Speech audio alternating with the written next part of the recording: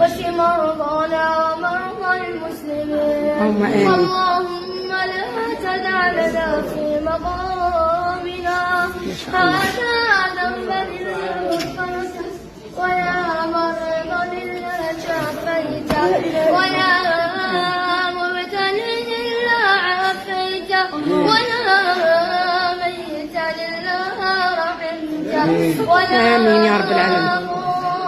ضالا إلا هديته، ولا عدوا إلا قدرته، ولا مجاهدا في سبيلك إلا نصرته، ولا ولدا إلا أصلحته، ولا عيبا إلا سترته، ولا حقا إلا استرجعته.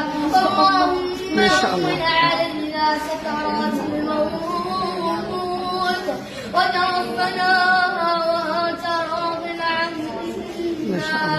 اللهم اجعلنا من أهل القرآن الذين هم أهل خاصتك يا أرحم الراحمين.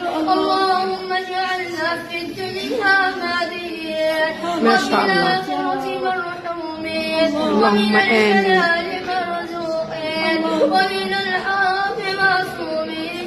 آمين.